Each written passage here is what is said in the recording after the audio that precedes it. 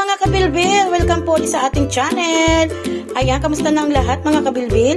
So today guys, magagawa tayo ng ginataang alamang. So meron tayo ditong alamang. Then yung siling berde, isang buo ng sibuyas, then isang buo din ng bawang, at saka yung luya. At kalahati lang ng 40 grams, ng 400 grams ng 400 ml ng ating mama kukumamagata.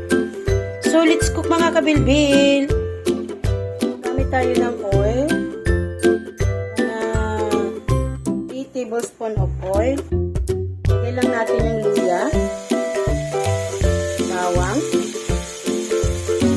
Dinamihan ko ng bawang mga kabilbil kasi i-store natin ito sa ref, sa jar. Sibuyas.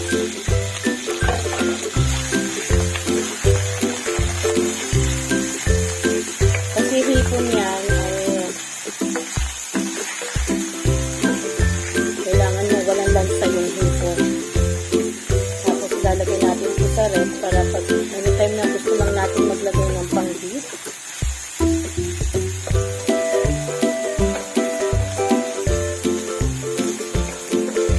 So actually bawal talaga ito sa akin. Isip ko lang kasi masarap yun.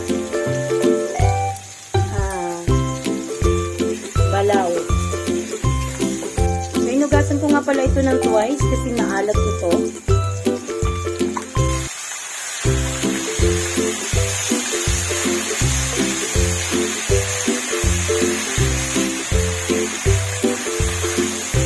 So maalat pa din yan mga kabibi. Lagyan lang natin ng paminta. Haluin lang natin. Maluto yung balaw. Okay, lagyan natin yung gata. Kalahati lang nito guys.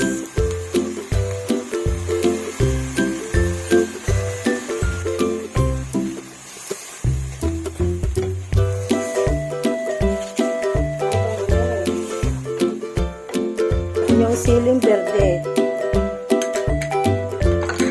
Wala siya masyadong lansa.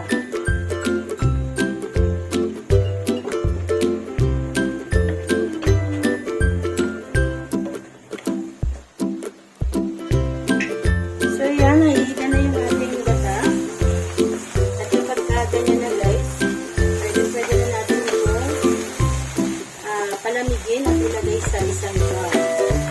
So kapag gusto mo siyang iulam, pwede naman, at pagka gusto mo din siyang ipanggit sa kung ano ba, pwede rin. Kaya napakasarap nito mga kabayan. Ito yung person yung mga bahay. Gusto nyo na matipid na ulam? At ano lang, at palutunin na ganito, yung igang-iga. So ikahin lang natin yung ganito hanggang kailangan igang-iga bago nyo ilagay sa jar.